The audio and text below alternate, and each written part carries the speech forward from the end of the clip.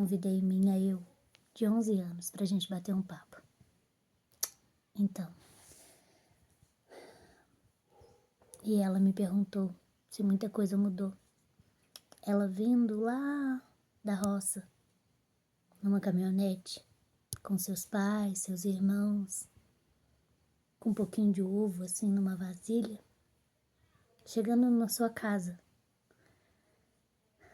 Os seus pais ainda não tinham empregos, seus irmãos veio para estudar. Você ainda não entendia muito tudo aquela mudança.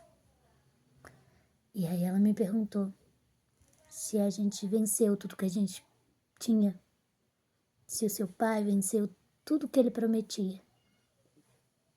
Porque ele vinha da roça para dar um estudo pra gente. Porque lá não tinha escola. O meu irmão queria estudar mais e aí então a gente veio. E eu disse que sim. A gente veio lá da roça, meu pai arrumou um emprego, a minha mãe logo depois também. A gente estudou, meu irmão estudou, meu irmão mudou e eu fiquei por aqui. Estudei e tudo com muito esforço a gente foi conseguindo. Eu estudei, me formei 3º ano, depois arrumei um emprego e depois eu resolvi ir embora. Fui para São Paulo, cheguei lá, arrumei um emprego, tinha o sonho da aeronáutica, mas não deu certo. Tive que voltar. Nesse meio tempo, fiquei com meu irmão, que morava lá em São Paulo. E dentro disso, conheci uma pessoa, a gente começou a morar juntos, eu chamei meu pai para conhecê-los. E eu disse para ela que tinha formado uma família. Eu tinha 2 filhos e uma menina, uma mocinha na verdade, e que eu estava muito feliz. E que depois de São Paulo, quando eu voltei para cá, para Minas, eu construí uma casa. Eu tive a minha casa. Eu sempre trabalhei no Tia Maria, saía de madrugada às vezes. Mas tudo bem, a gente foi indo, e eu sou sonhadora. Então, um dia eu tava lá e um dono de trailer me chamou para trabalhar para ele, que me pagava o dobro. E eu fui. Todo mundo sabe, eu sou muito boa com as pessoas e eu tenho várias habilidades, mas eu também sou ambiciosa. Eu gosto de tudo melhor e quando eu tenho obstáculos, aí que eu luto mesmo, porque como se estivesse me desafiando.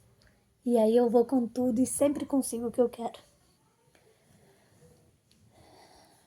E aí depois eu vendi a minha casa pra me comprar um trailer. Muito doido, né? E eu vendi, todo mundo me achou louquíssima, muito doida. E aí nesse trailer eu tinha uma missão pra fazer, que só hoje eu consigo entender. Eu chamei meu irmão que morava lá longe pra vir trabalhar comigo. E a gente fazia lanche, chama Big Burger. E em breve a gente vai ter uma nova lanchonete, sabe? E aí eu trouxe ele de volta pra trabalhar aqui em São João comigo. E aí eu contei pra ela e ela ficou muito feliz, sabe? Porque apesar de todo mundo ter ido, todo mundo depois ficou junto. Eu trouxe ele, meu outro irmão casou, também morava aqui pertinho do meu pai. E aí, tudo ficou difícil. Os trailers fecharam, a gente ficou sem dinheiro, a gente teve que acertar com vários funcionários e a gente tinha uma construção em andamento. Muito cheque voltou porque meu irmão faleceu. Porque entre meio esse trabalho do trailer, ele descobriu que tinha câncer E a esposa dele descobriu que estava grávida. Olha só. E foi um ano de muita batalha. E muito aprendizado também. Eu agradeço a ele tudo que eu sou hoje. Porque eu me tornei melhor. Eu acredito.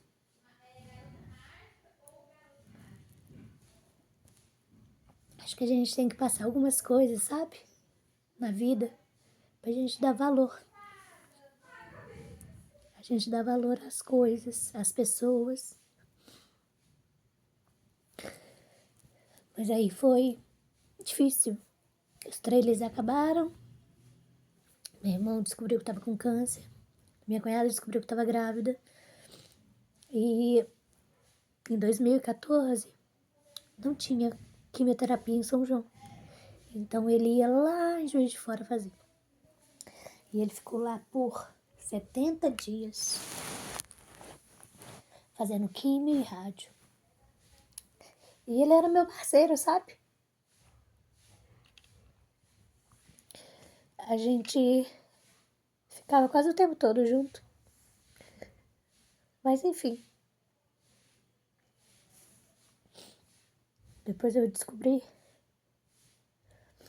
que a gente tem uma missão aqui, sabe?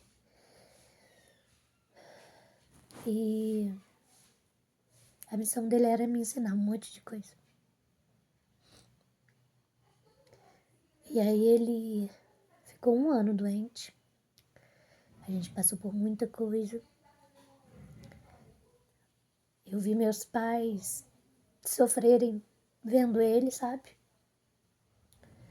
E até então, a gente largou os médicos aqui de São João e foi procurar ajuda em Barbacena, porque não podia ir em Juiz de Fora mais, porque já tinha químio aqui em São João mesmo. Não vou julgar os médicos daqui, sabe? Mas todo dia que ele ia fazer uma químio, ele estava bem, não precisava da químio. Hoje não precisa fazer. E foi passando, passando. E quando as coisas pioraram, os médicos disseram que aqui não tinha mais o que fazer. Que era para ele tomar uma morfina e aliviar o sofrimento dele. Foi aí que a gente foi para Barbacena. Um médico, não me lembro o nome, mas muito gentil, sabe? E ele recebeu a gente super bem. Animou ele, sabe? E disse pra gente, né? Que ele não precisava sofrer. Saber que era, né? Que tava chegando o fim dele. Falou pra ele que ia fazer químio, que era pra ele voltar a comer. E aí nessa história, nesse dia da consulta, eu acho que nem meus pais, nem meu irmão sabe. Ele desceu pro carro, meu irmão, meu pai, e eu fiquei. O médico me disse que não tinha o que fazer por ele. Que não tinha o que fazer, que a tendência era cada vez mais piorar. Que em breve ele ia embora. E aí eu fingi que tinha pegado um remédio com o médico e desci, pra ele não desconfiar que o médico tinha me falado, né? Cheguei no carro e a gente começou a viagem. Ele deitou-se no banco de trás, no meu colo. E então ele me fez a seguinte pergunta. Ele disse que eu vou morrer, né? Aí eu disse que não. Não, o médico só disse pra você tomar esse remédio. Toma esse remédio e vamos embora. E a gente veio embora. Desculpa. E aí, essa menininha minha, eu, de 11 anos, não sabia que ia ser tão guerreira. Tão guerreira. Passar por tanta coisa. Mas hoje eu tô bem, sabe? Muito bem.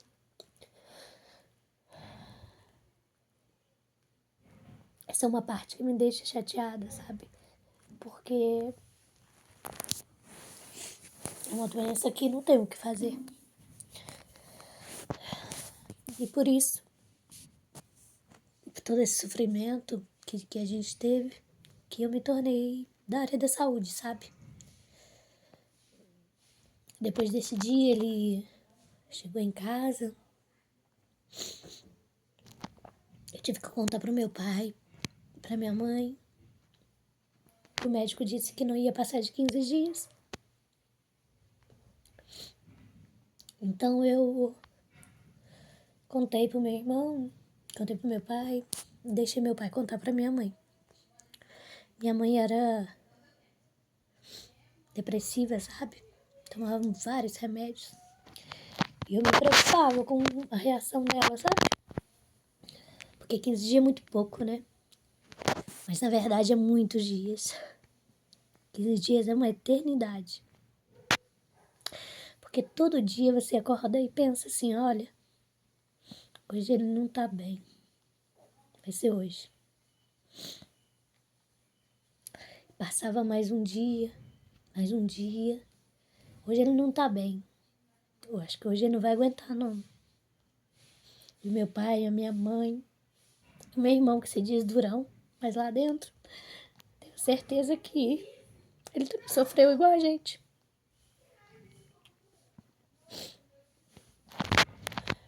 E aí, ela tinha um bebê depois, né?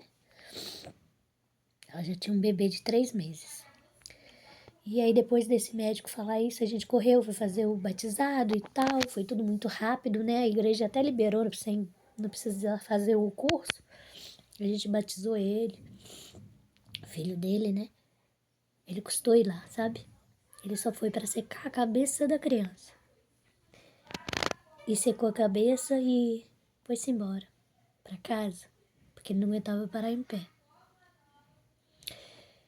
Ele era muito extrovertido, sabe? Muito.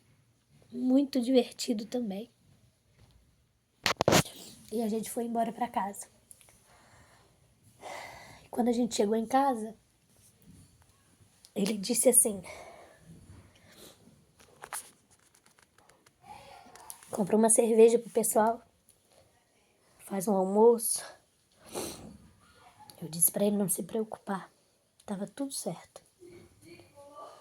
E aí batizou o menino. E aí, quando passou a segunda-feira, os trailers já tinham fechado, né? E eu tava trabalhando lá em Tiradentes. A minha mãe me ligou falando sobre o curativo dele. Vem pra você fazer o curativo. Eu falei, mãe, mas eu tô trabalhando e tal. Mas na verdade ela queria me dizer que ele tinha passado muito mal e que ele não ia aguentar. E nesse meio tempo eles dizem, né, do acontecido, que ele estava dormindo. Quando ele acordou, aqui nele ele tinha uma ferida muito grande que tinha estourado e a veia artéria estourou, vazou muito sangue. E ele acordou assim com a mão toda suja. E a minha cunhada, o meu sobrinho muito pequeno, saiu pra rua para procurar ajuda. Porque a minha mãe tinha ido no São Francisco buscar uma receita, sabe? Deus faz as coisas assim, milimetricamente certo. Ele esperou a minha mãe ir lá no centro para que ela não visse meu irmão falecer.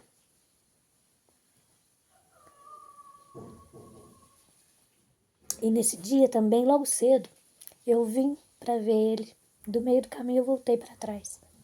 Falei, não, vou em Tiradentes trabalhar. No final do dia eu vou lá ver ele, conversar e tal, para ter mais tempo. E nesse dia, eu não vim ver ele de manhã. Fui embora trabalhar. Quando minha mãe ligou, né, falando do curativo, logo em seguida eu desliguei o telefone. O meu irmão, meio desajeitado, me liga e fala assim, vem embora, Luiz morreu.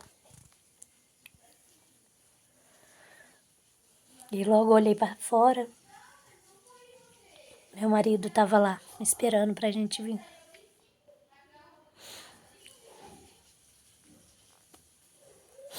E aí eu vim, cheguei no Santa Casa, ele estava lá,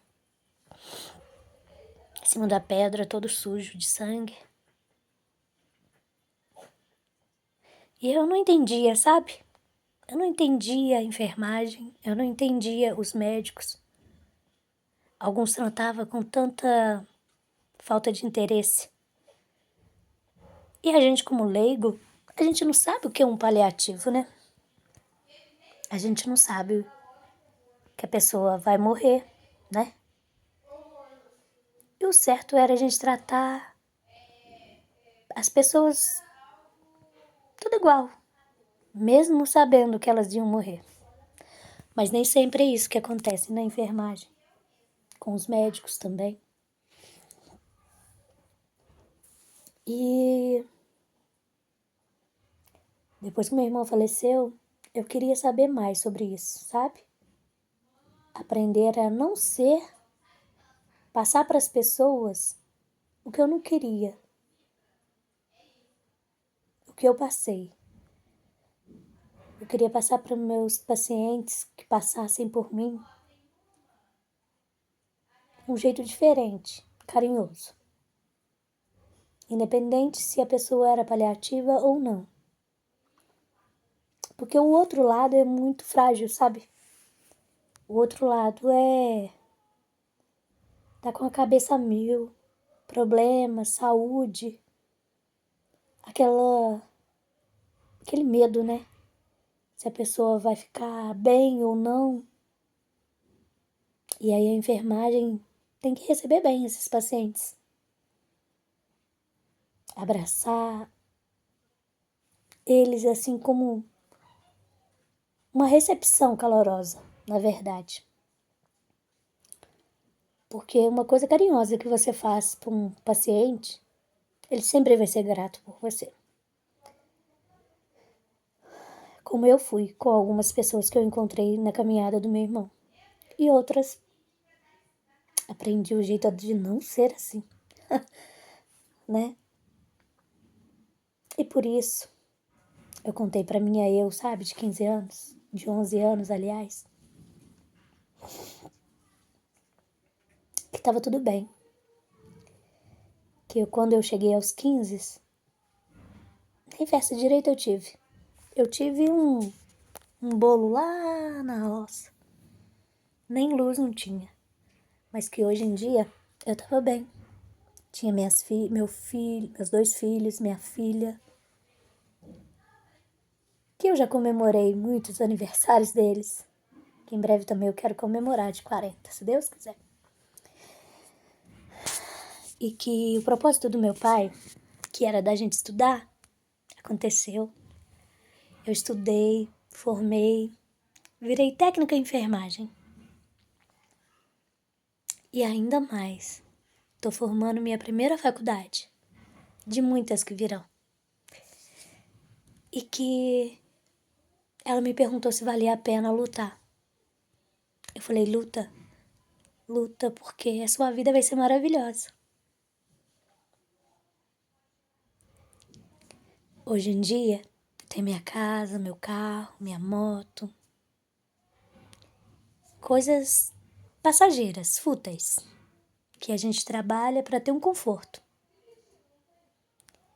Mas o que ela mais precisava fazer nessa caminhada para ser o que eu sou hoje em dia era ter o carinho com as pessoas. Tudo que vai e volta.